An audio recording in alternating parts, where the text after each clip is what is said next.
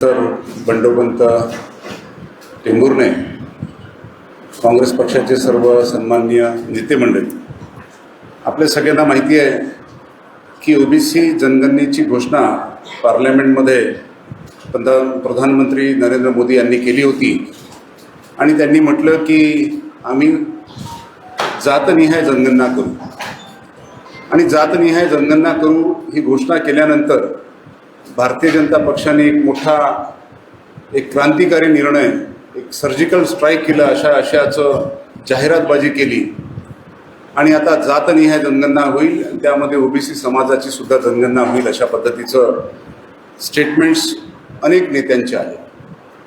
मात्र पहिल्या टप्प्यामध्ये जी घरगणना झाली त्या घरगणनेमध्ये SC ST हे दोन संविधानिक कॅटेगरीचं नाव नमूद आहे.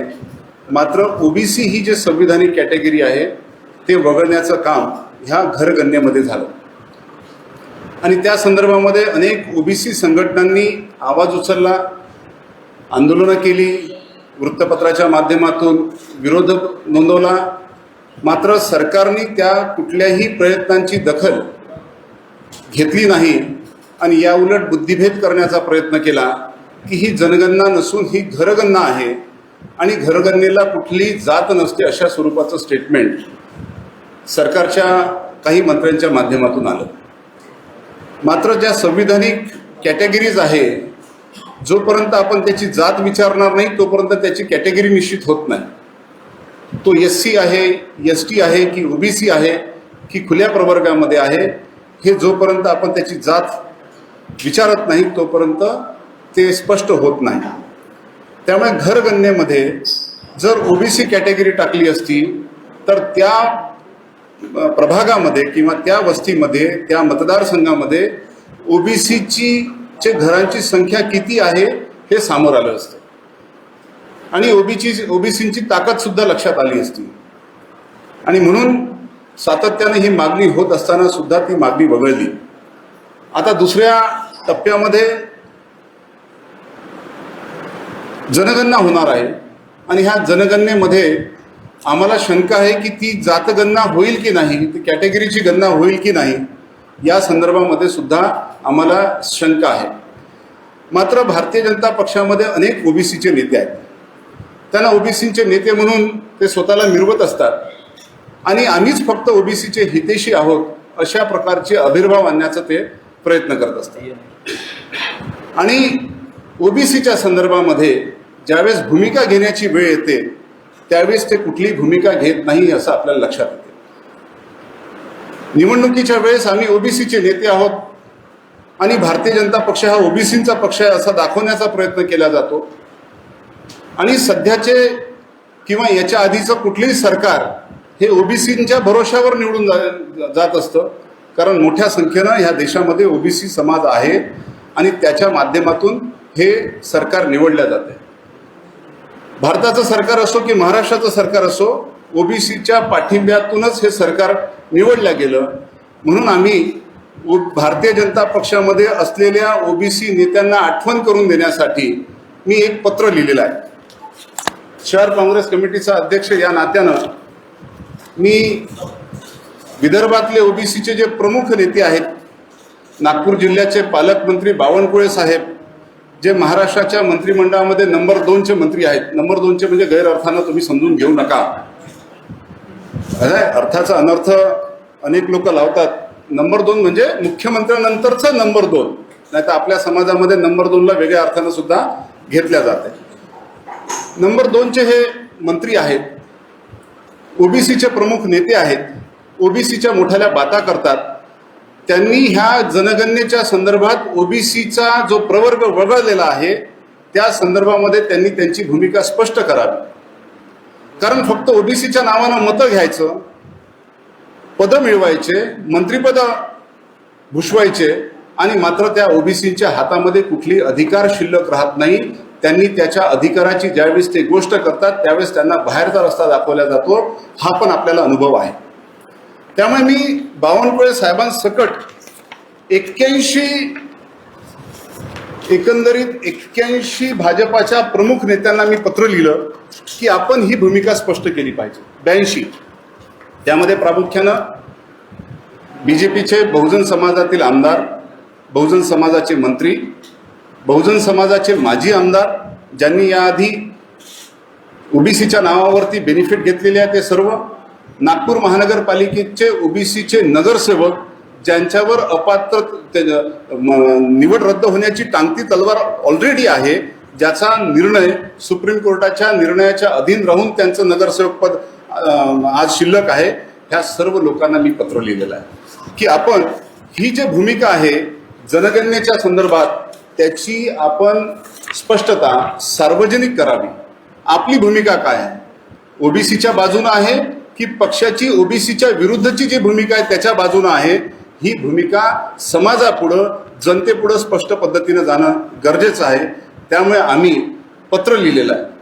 विशेषतः बावनकुळे साहेब ज्यांचं आता नजीकच्या काळामध्ये आम्ही तर असं ऐकतो की ते महाराष्ट्र राज्याचे मुख्यमंत्री बनणार आहेत आणि ते बनणार जर असतील तर आमच्या त्यांना शुभेच्छा आहे की OBCचा एक नेता ह्या राज्याचा मुख्यमंत्री बनू इच्छित आहे किंवा बनू शकतो आहे, त्यांना आमच्या शुभेच्छा आहे. पण सोबत फक्त पदभूषून चालणार नाही तर OBCच्या कल्याणासाठी तुम्हाला कामं करावे लागतील. त्यामुळे आपल्या भूमिका स्पष्ट असल्या पाहिजे. आम्ही हा पत्र देऊन आम्ही त्यांची भूमिका जाणून घेण्याचा प्रयत्न करतो. या मुद्द्याला फक्त राजकीय न समजता हा मुद्दा महत्त्वाचा आहे. जोपर्यंत त्यांची सामाजिक, आर्थिक, शैक्षणिक गणना होणार नाही, त्यांचं असेसमेंट होणार नाही, तोपर्यंत OBCचं उत्थान होऊ शकणार नाही. हा जातीमध्ये विभागलेल्या समाजाला पुन्हा जातीमध्ये विभागण्याचं काम हे सरकार करू इच्छित आहे. त्याच्या विरोधामध्ये प्रत्येक भागामध्ये वेगवेगळ्या नेत्यांच्या माध्यमातून जन आंदोलन पण सुरू आहे. विजय वडेट्टीवारजी यांचा सुद्धा अनेक दिवसापासूनची ती भूमिका राहिली. उमेश या ठिकाणी आहे, त्यांनी मंडल यात्रा काढली होती, जनजागृती करण्यासाठी त्यांचे पण प्रयत्न आहेत आणि OBCच्या विविध संघटना या संदर्भामध्ये सातत्यानं भूमिका घेत असताना BJPतले OBCचे नेते मात्र मूग गिळून बसलेले आहेत. ते फक्त पदाला चिटकून बसलेले आहेत. त्यांनी पदाला चिटकून न बसता OBCच्या हिताची भूमिका घ्यावी आणि त्यामध्ये आपली स्पष्ट भूमिका त्यांनी निर्धारित करावी, हे सांगण्यासाठी आजची ही पत्रकार परिषद आम्ही घेतलेली आहे. आणि हा जे पोस्ट आहे, पहिलं पत्र आम्ही बावनकुळे साहेबांना मी पोस्ट करतो आहे. इथून आम्ही GPOमध्ये जाऊन सर्व आमदार, खासदार, माजी आमदार, माजी मंत्री बहुजन समाजातले यांना हे पत्र आहे. हे दुसरा जो आहे महानगरपालिकेतले जे नागपूर महानगरपालिकेतले जे नगरसेवक आहेत त्यांना हे पत्र आम्ही पोस्ट करतो आहे. त्यांनी ह्या पत्राला सकारात्मक प्रतिसाद द्यावा ही विनंती करण्यासाठी ही पत्रपरिषद मी या ठिकाणी घेतली आहे. कोणाचे काही प्रश्न असतील तर आपण या अनुषंगाने विचारू शकतो. आता 15 दिवसामध्ये रिप्लाय अपेक्षित आहे. त्यानंतर आम्ही पुन्हा त्यांना एक रिमाइंडर पाठवू.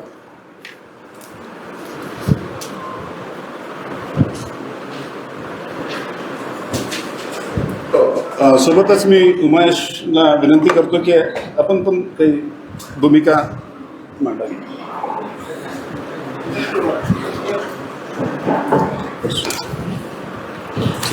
नमस्कार, मी उमेश पवार, मुख्य सरकार महामोर्चा. मुख्यत्वे आमची भूमिका स्पष्ट आहे. कुठलाही समाज असेल, संघटन असेल, पार्टी असेल जी OBCच्या जनगणनेच्या सोबत आहे. OBCची जातीय जनगणना ही नुसताच आकड्यांची जनगणना नाही किंवा घराची जनगणना नाही, तर त्याची शैक्षणिक, आर्थिक, राजकीय आणि नोकरी इतर सर्वांची जनगणना आहे. आणि आमचा मुख्यत्वे प्रश्न बजेटचा आहे. OBCचं जो बजेट असतो तो महाराष्ट्रामध्ये 4,700 करोड रुपये आहे. जर जनगणना झाली OBCची तर तो 1,00,000 करोड रुपये होईल.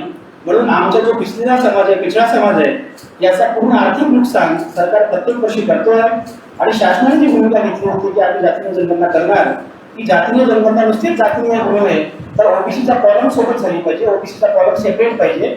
त्यानुसार जर जनगणना झाली त्या जनगणनेसाठी जे लोक मदत करतायत, काँग्रेस असो कुठलाही पक्ष असो, त्यांच्या सोबत आमची सकल OBC महामोर्चा आहे. आणि जे सोबत नाही आहेत त्यांचा सुद्धा चेहरा दाखवणे गरजेचं आहे.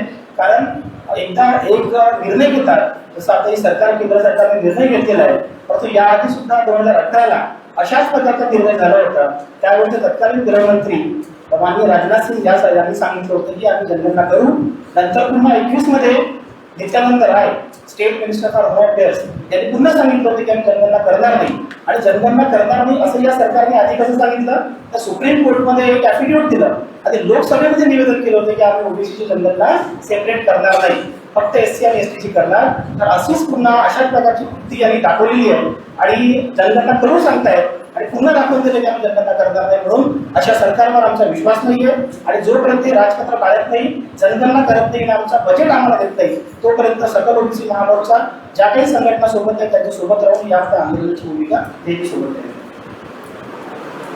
पुन्हा काही प्रश्न? नंतर सुद्धा तुम्ही 15 दिवसाची त्यांना वेळ दिलेली आहे. 15 दिवसानंतर सुद्धा आमचं सरकारच्या विरोधात आंदोलन आहेच, विविध संघटनांच्या माध्यमातून आहे, काँग्रेस पक्षाच्या माध्यमातूनही आहे. आणि त्यांना एक्सपोज करणं, ते पदाला चिटकून आहेत, ते विचाराला नाही, हे जनतेपर्यंत घेऊन जाणं.